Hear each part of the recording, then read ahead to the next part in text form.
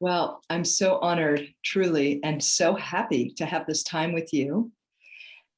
Mati Vargas-Gibson, our new member of the ICMTA Board of Directors. Thank you so much for taking the time to have a conversation with me. You are so welcome.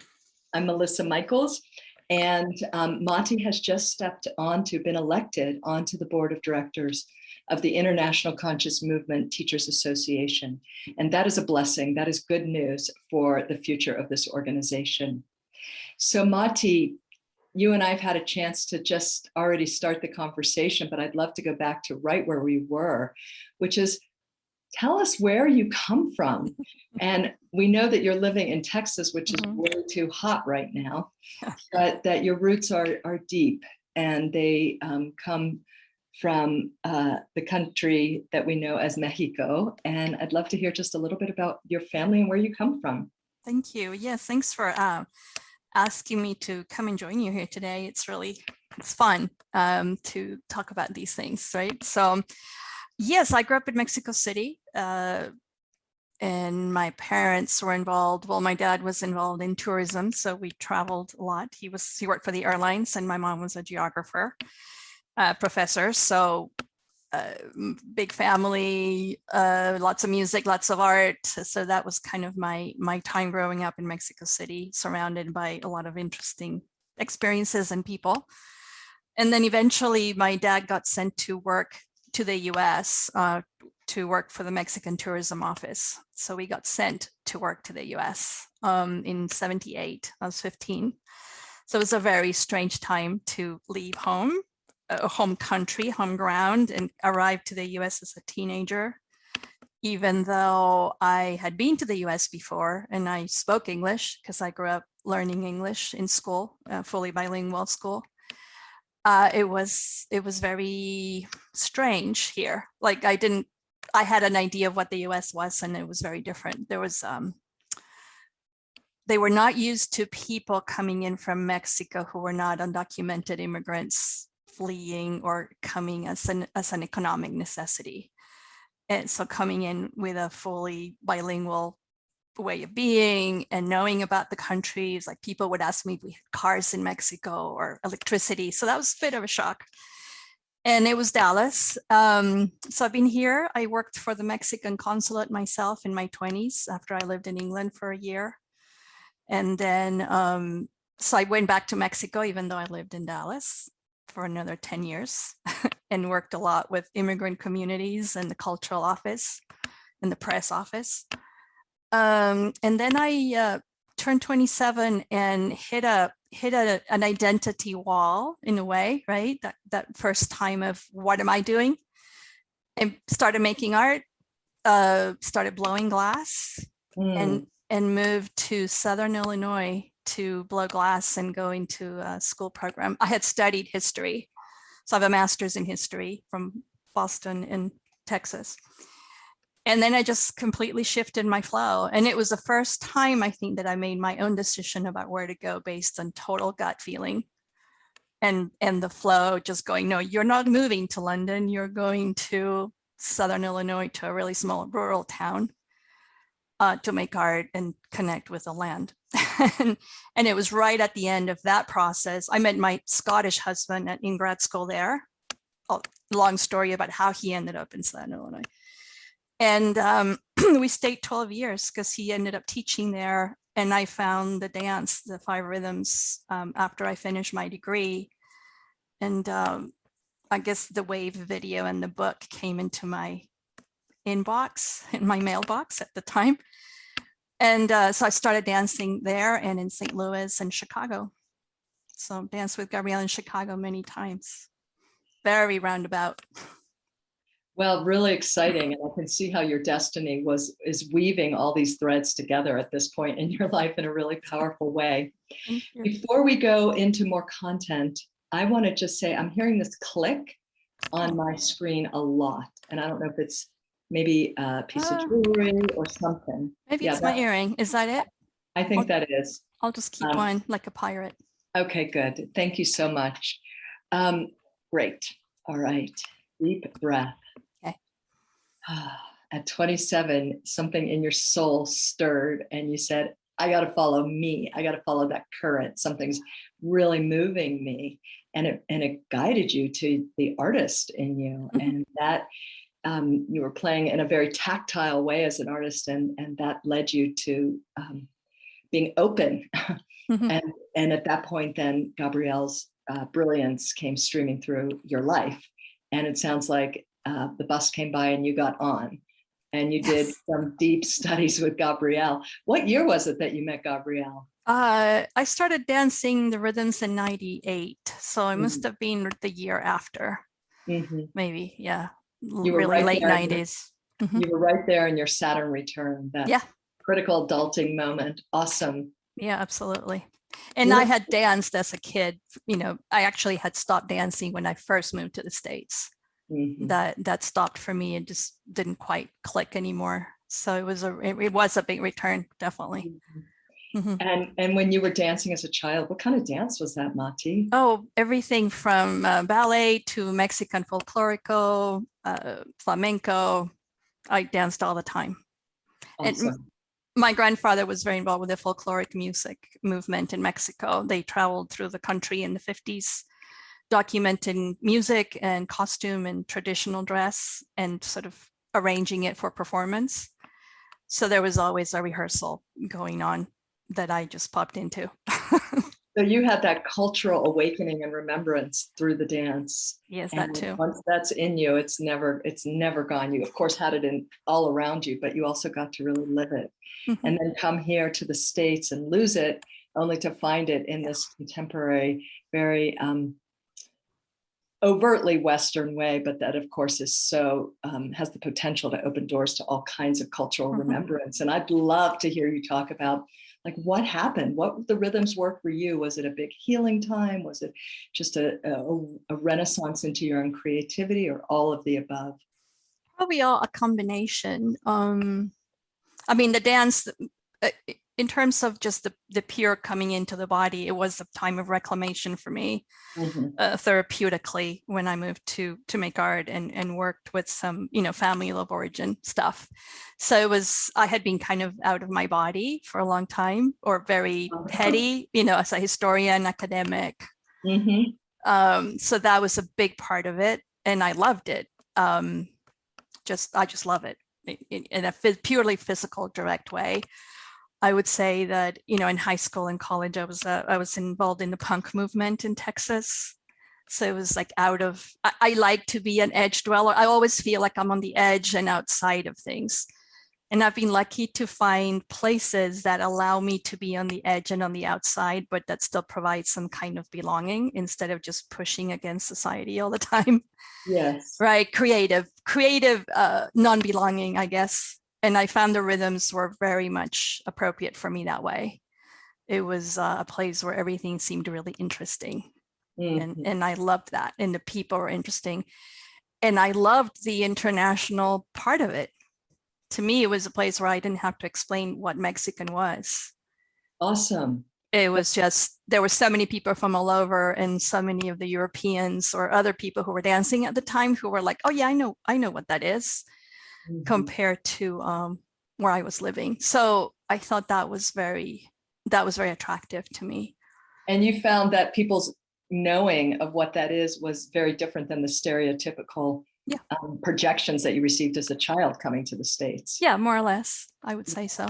Well, that's my question, more or less, right? Because of course, nobody can know what it is unless there's a certain degree of lived experience. Yeah.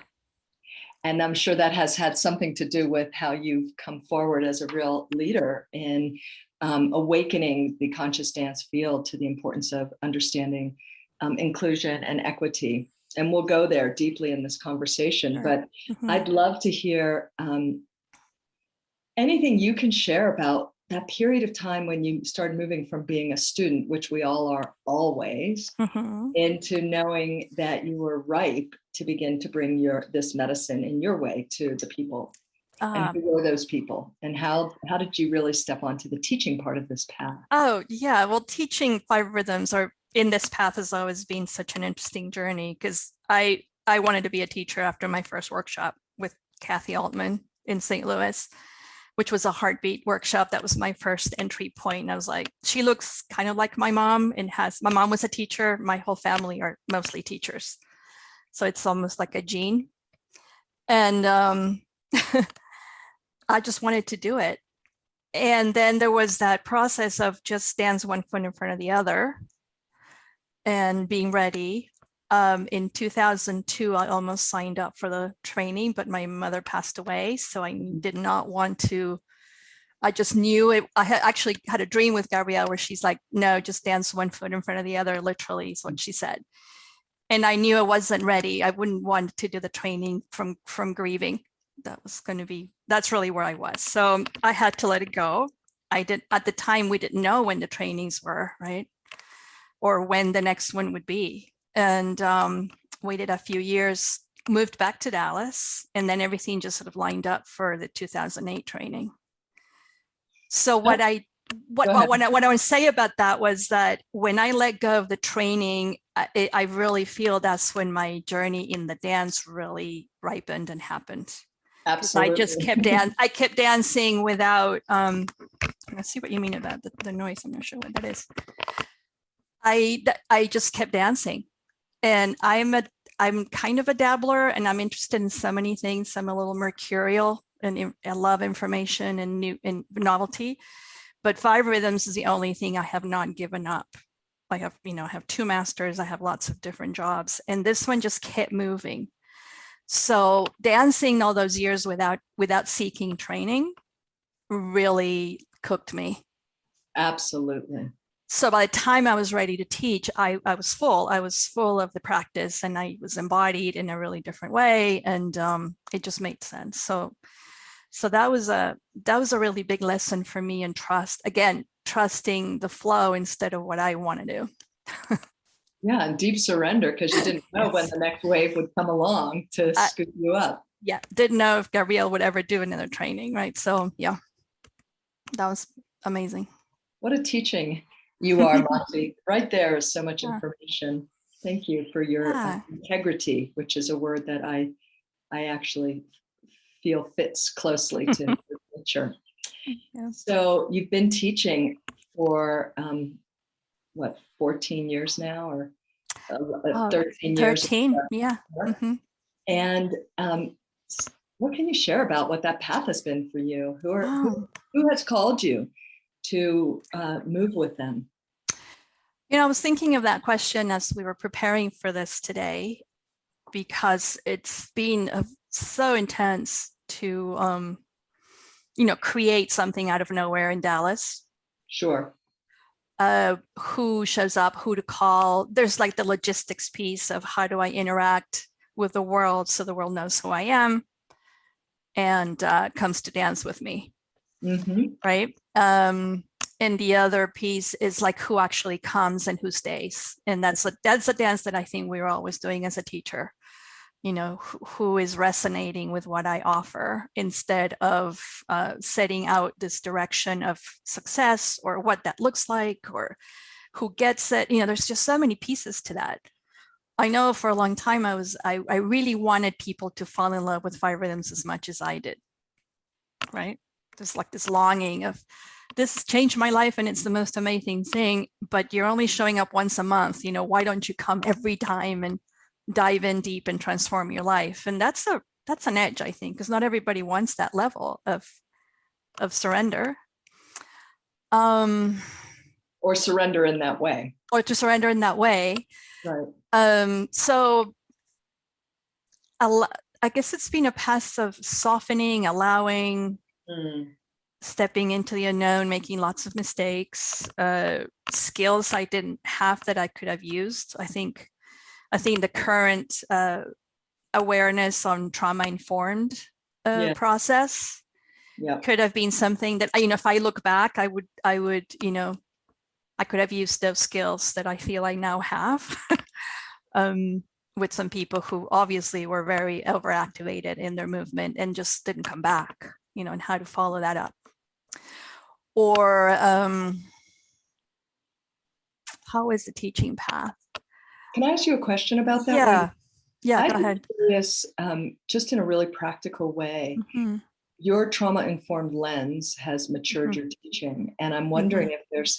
if there's a pithy and potent practice or set of principles that guide you that help create a more integratable, safer experience for those who do come in traumatized, which at this point is almost everybody. Everybody, absolutely everybody. I would say slowing down, right? Mhm. And creating very clear beginnings and very clear endings, which I tend to do, but with just a little bit more specific awareness on the physical aspect of activation. Mhm. I still very much believe in the full wave. I think it does move all the way through. Absolutely. My experience of activate and settle, for instance, triggers me. I actually get more activated than actually moving all the way through. So I don't think there's one thing that works for everybody or one thing that's not necessarily good for everybody. It's kind of an interesting conversation for me. Absolutely. So, but having, the element of touch, the element of situating yourself in the room. I used to teach 5 rhythms in the women's prison Mhm. in Dallas in the county jail. And I learned so much about activation and what to do. That was the beginning for me to really start to notice that the room was not going to settle because they were all just so not wanting to be there or in their body, and we were asking them to participate, right? So lots of eye movement things, orienting the room, touching your own body, some more breath, and just being so gentle and so less agenda about what was supposed to happen in the dance for people, right? Absolutely. Was a big teaching for me. Beautiful. What it looked like, or not. I think as a teacher, just not seeing somebody have an experience and then my version of that experience is just a really potent place to finally get to, and just letting people just be in trust that the process is happening, but also really tracking who's present and who's not, and how to work with people who seem to be leaving or coming in, sort of dissociating or being, or suddenly having angry outbursts, or not having a good time or not enjoying the dance. I think that was a big thing when you start to see people not enjoying it, but not moving through a process, was a signal of like, that person's not really even experiencing what's happening. Well, you're speaking to a whole rich and complex terrain that Yeah. really, with eyes to see, we notice on the dance floor. Right. And especially when you go into underserved communities or people who are literally imprisoned, either they're imprisoned in their mind, in their trauma, in a literal system that has every intention of keeping them that way.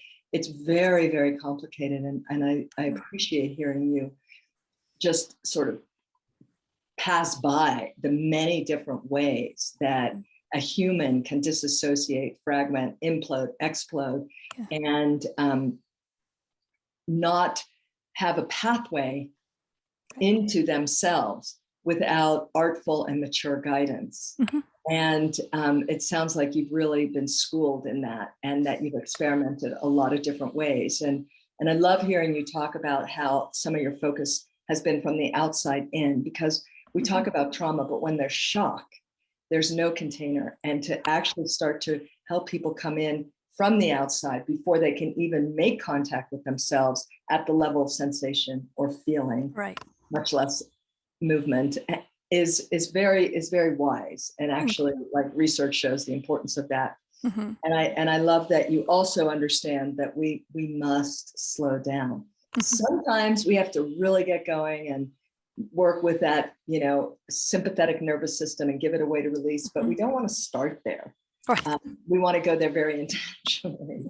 And I'm with you. The wave is a beautiful, complete process if somebody's home, and it can be helpful to help people get home, and it also can be too activating. And there's just the art of how you work with that. And thank you for having the depth and the devotion to studying that and to serving from that awareness. Yeah, I really trust the sequence and some of the things I've been learning in the last few years. When you speak about, my learning edge as a teacher is really working not just with the physical body, but with the energy body.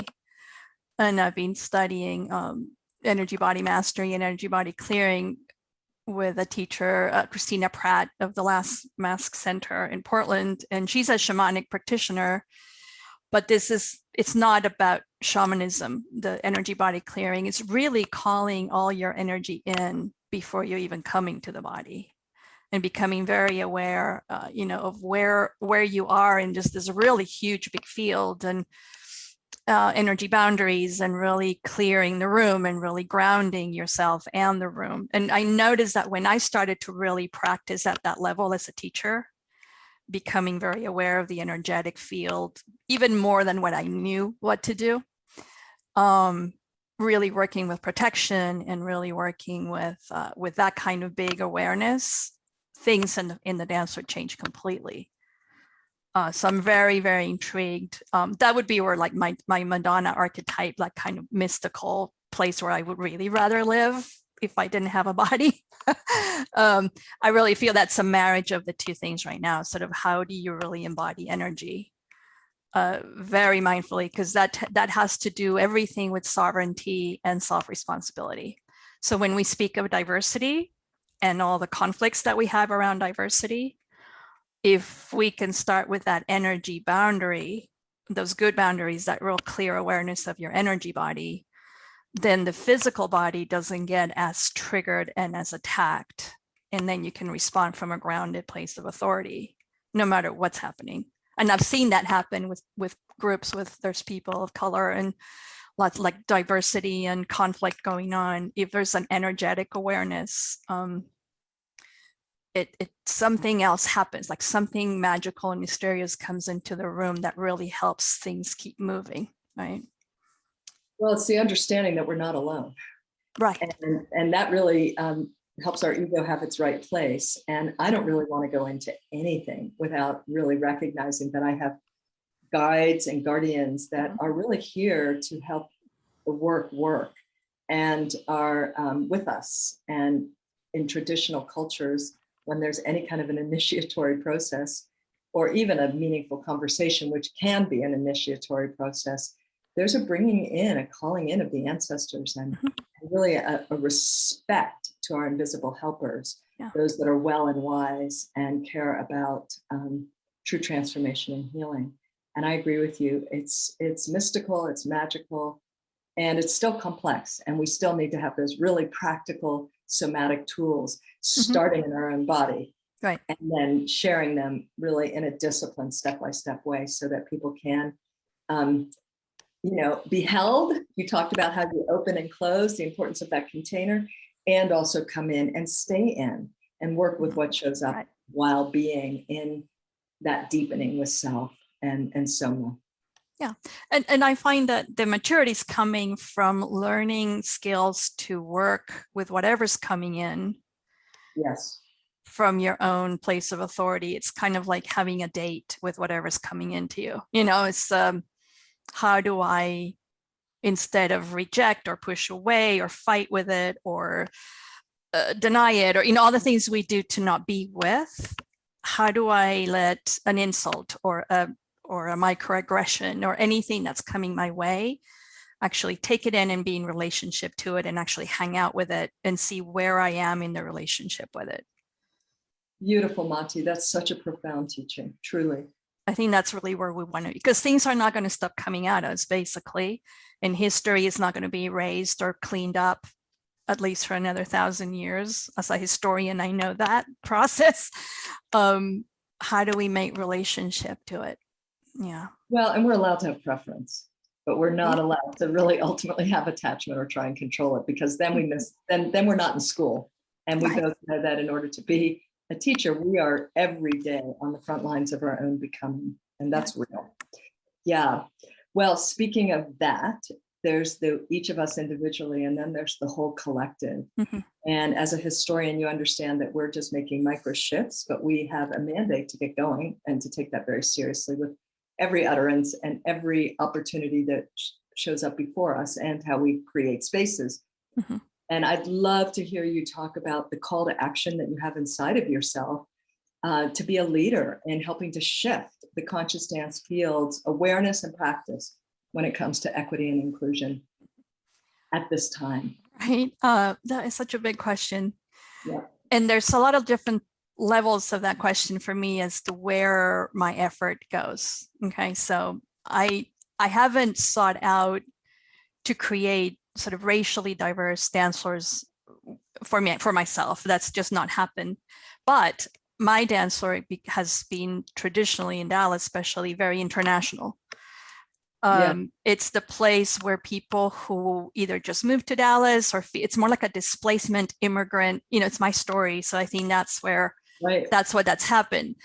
So I tend to have a lot of sort of first generation foreigners, which is a very different experience that a second, third generation person of color. That happens as well. So I've been trying to figure out how do I fit into the conversation around diversity and inclusion. That's one way it shows up.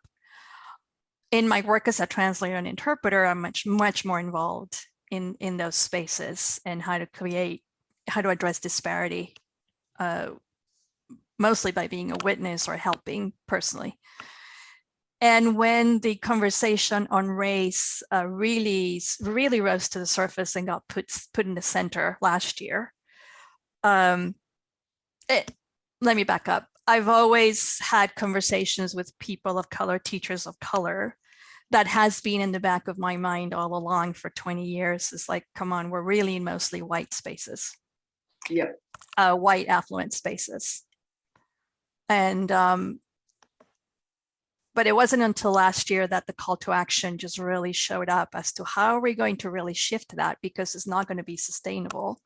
And it's just not fair, that how is the dance just, available to people who can travel and spend all the money to travel and have 10 days off at a time to dance, or months at a time to just dance and work on themselves.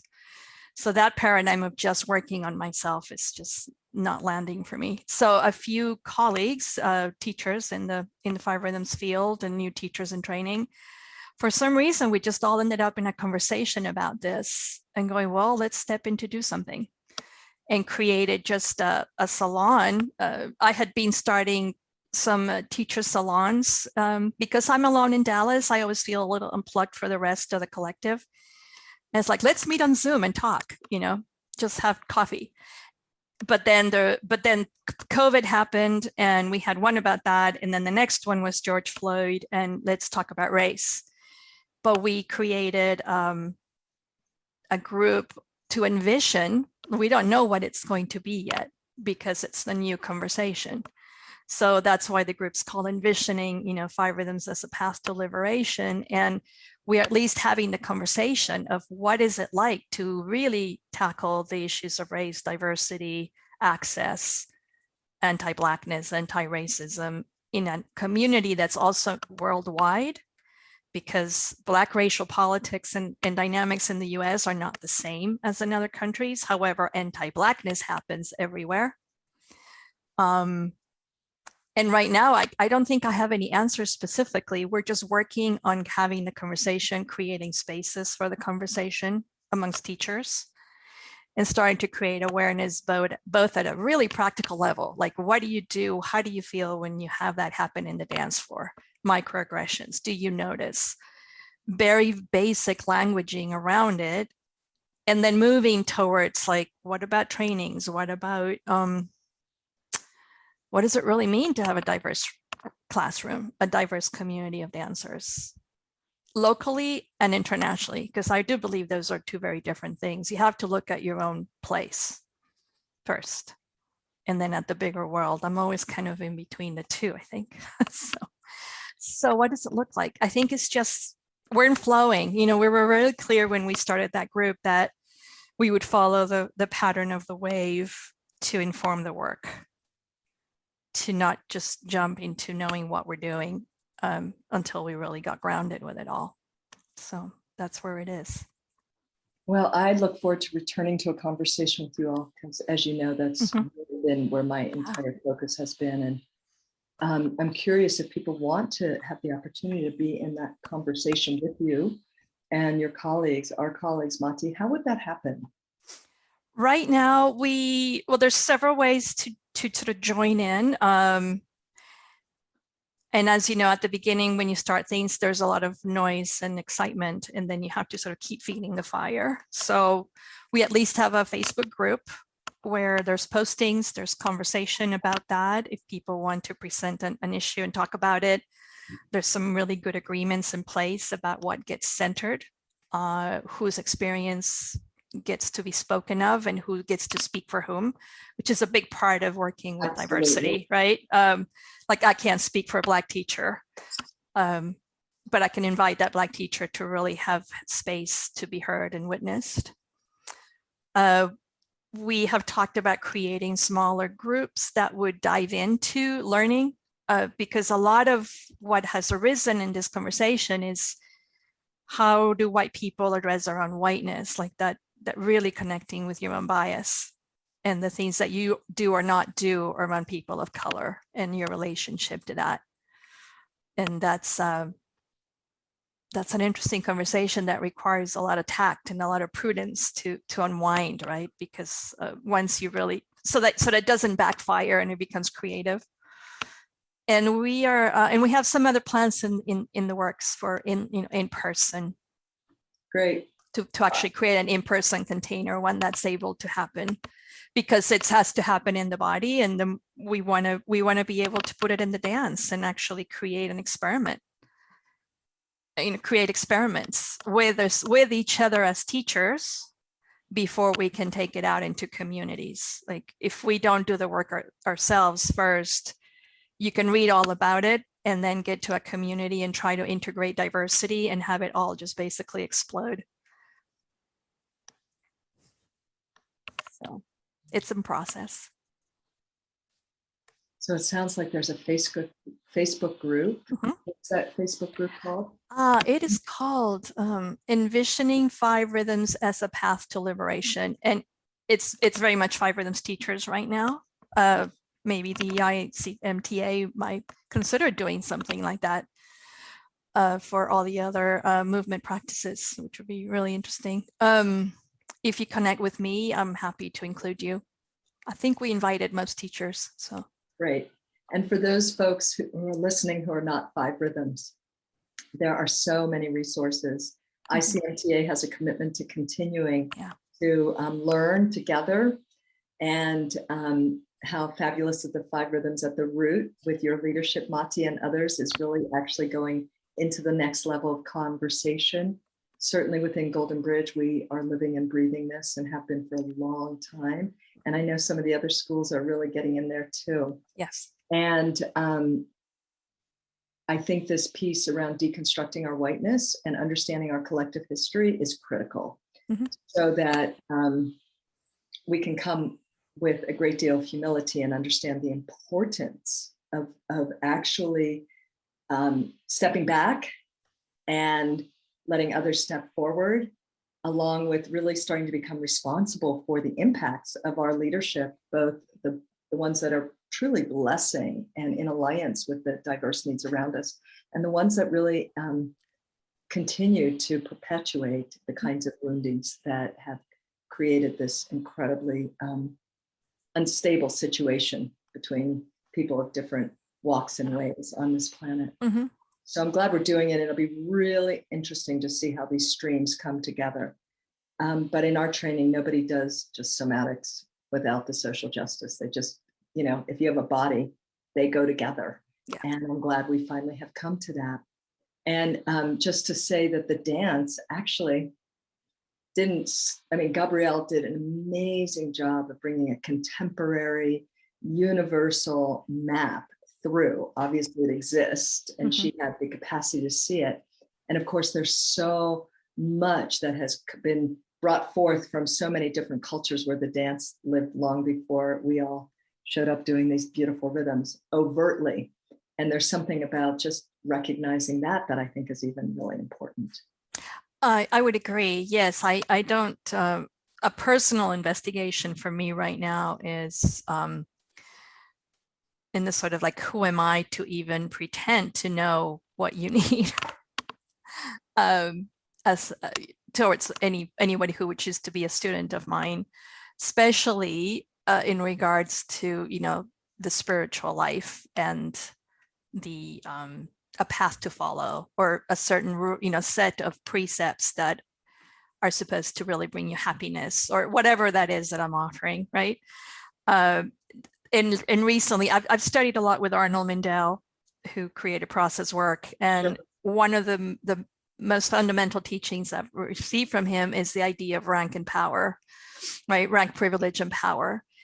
And recently, I've really started walking around with, like, can I just take the rank out of any conversation I'm in? Like, becoming really aware. Like right now, I'm aware that you have rank over me because you've been a teacher longer, right? Mm-hmm. Or that would be a perceived rank. You've been a teacher longer. You have a wonderful big organization. You kind of run your world in a very different way, and yet I want to meet you as Melissa, right?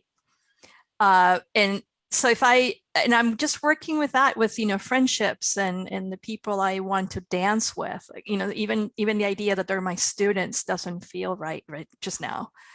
So I think that's a way to enter into this diversity conversation too. Because I could have perceived rank, I'm the teacher, but if I have an 80-year-old person on my dance floor, she has age rank over me. She has more experience and much more living, having, being, and then I don't even really know her stories. So she might have a PhD in physics, and that would be a whole other rank. So really being aware of that on the dance floor it's really fascinating, because it evens everything out in a different way. Just having that awareness that there's people coming to dance with me that know a lot more than I do. That's for sure. But I want to really acknowledge you right now, because what you just did is so gorgeous, Mati. Mm-hmm.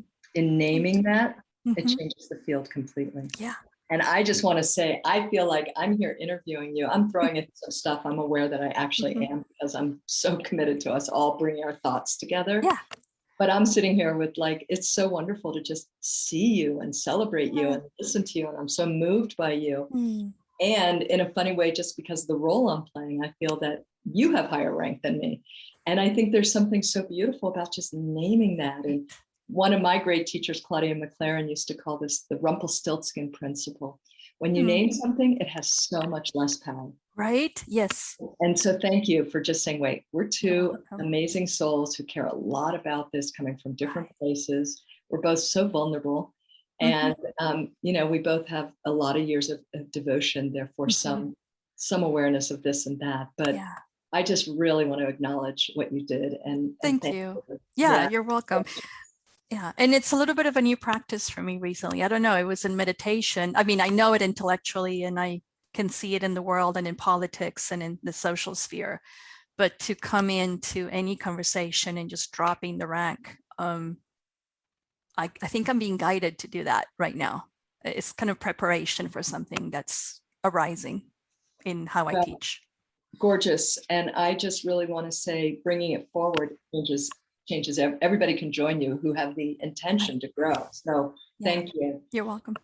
And I just want to say, we come from a lineage where sort of colonizing the world with the dance and being the first ones out and empire are not foreign to us. That's a little bit of the model that generation, it wasn't on any one person, but that generation was all about. And we are in a process of being asked to do something else. And, how can we shift our attention and our gaze towards the next generations and realize that you talk about yourself as an edge walker. You didn't use exactly those words, but you've talked about the edges. And the minute you started talking, I was like, oh my God, Mati is such a bridge. And you really are. And I see it on many levels between paradigms and in this body of work, even in just how you started that Facebook group. It's like, there's no leaders. We're all in the conversation together. We have stuff to learn from each other. And that is a beautiful teaching. And that leads to why you were elected to be on the board of directors of ICMTA, because the beautiful thing about that organization is there's room for individuals' gifts to shine. And there's a deep devotion to the collective. Right. And that's a transformation of a lineage. And it really does keep our destiny with what we came here to do, which is to help mobilize humanity in a difficult time and to really learn how to build bridges and see and hear and be with each other. And so hallelujah that fate happened and you were elected. And I'd love to hear just anything you're moved to say about stepping into ICMTA from where you sit now. Thank you. Well, I'm really excited. I'm now really excited. I was like, when in my trajectory in the dance, that moment where in 5 rhythms at least, and let's form a little tribe and do the tribal dance with 5 people and the leader and that sort of thing. That was always invariably, and I think it still happens, that would be the place where I would go, oh God, no. Or I would end up with a team that just couldn't get it together. Right. Reluctant leaders, confusion leaders, and for a long time I'd be like, okay, fine, I'll step in, So that's part of my healing story of reluctant leadership. I've been put up in front to lead many times and I didn't want to. So that's an interesting place for me to keep investigating, how do I flow with a lot of people or with a group of people that are wanting to do something together, and how does that look like? And have had lots of disappointment, right, with that kind of hierarchical model of there's a boss or a leader and everybody follows, or there's a leader that doesn't really want to do it and everybody's pissed off behind it.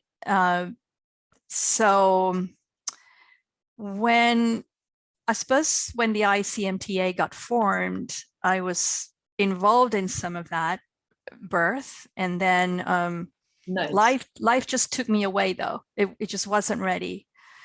And I'll just name it. It was like premenopause. It was like I had to just go away from everything.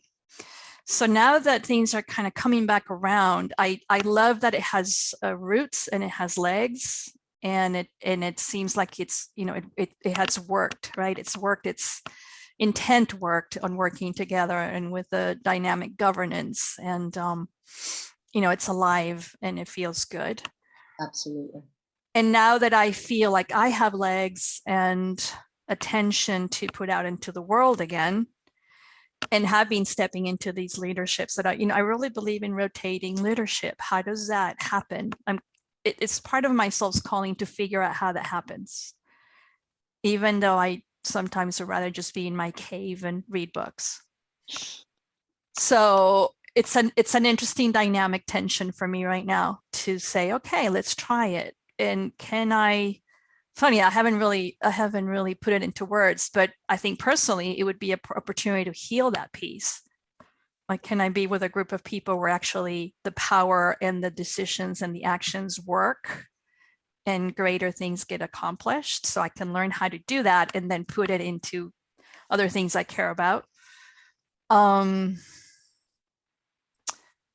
then just see what the organization is growing into from here. So what's my piece? I think I do have things to offer. I was thinking about that today, and part of what I feel like I bring is that I operate in a lot of different worlds, not just the conscious dance world, right? For sure. As a translator, and I'm always looking at, there's a political field, the social field, the history, the business field, and I don't feel like I'm just in that one piece of conscious dance.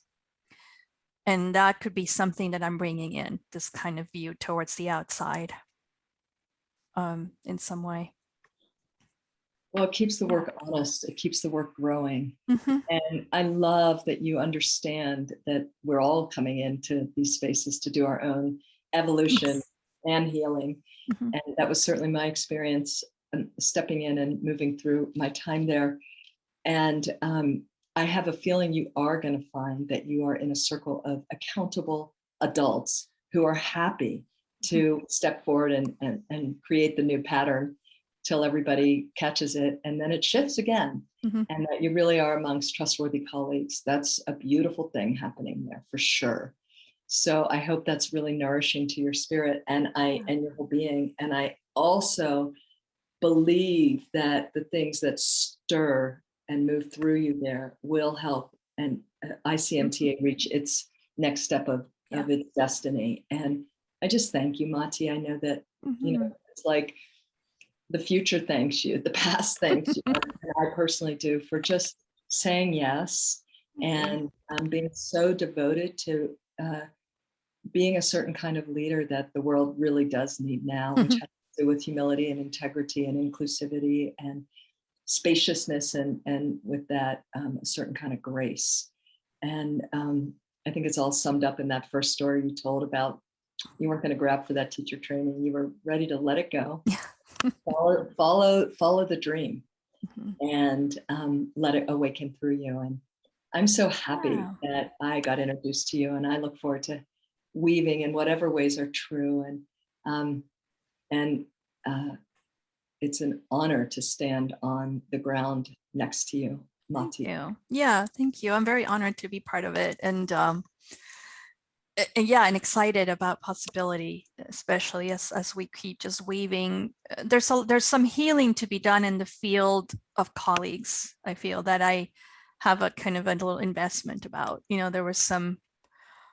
There was pain in the separation and the splintering, and then a lot of threads got disconnected. And one of the things that I know for me happened is like, for all of a sudden I was not part of alliances, but there was nothing personal between people and me, but we were suddenly in different countries, right? In the different dance countries. And I'm going to put it out there because it's really coming in, is like, I think there's got to be a room for reconciliation that we just haven't actually had a dance or a conversation.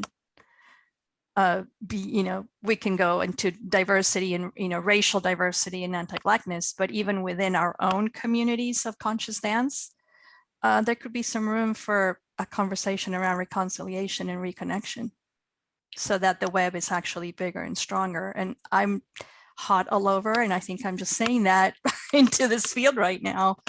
That could be an interesting dream for me.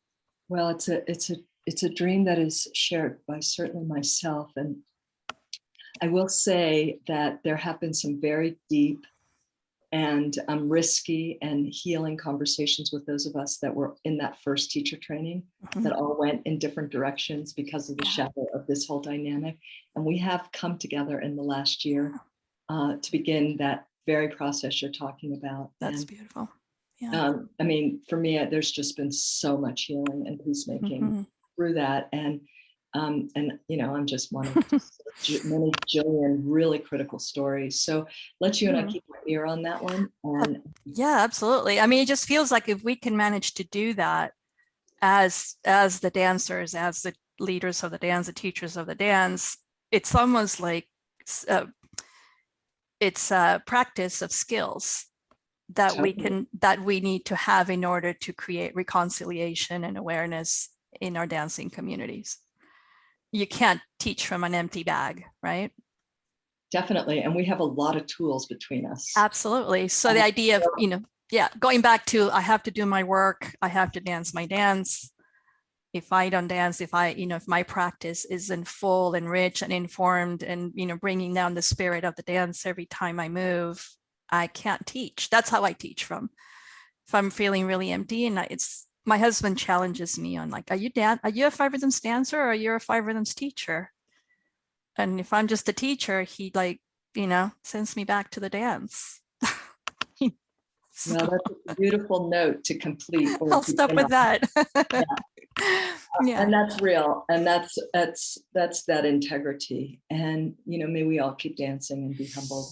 Yes. With one another and find our way into more intimate, risky conversations. And I have so much gratitude and respect for who you are and how you are, Mati. And thank you. I really just wish you so much wind in your sails as you chart the course of the future that I'm sure will impact many people. And not everybody will be able to come into the room and have these conversations, but the circles are widening. And I really believe that that strong, powerful seed can grow a mighty forest. And so let's keep watering it. I agree. Yes, thank you so much. Yeah, I look forward to the post-COVID world, right? There's so much to be done. And I love the idea that we can dance through it. So I believe in that. So All right, my friends. All Stay right, love. safe. Thank you. Thank you, So much. everybody, for listening. I appreciate it all. And I hope we meet in person soon. Bless you. Thank you. You're welcome. Shalom.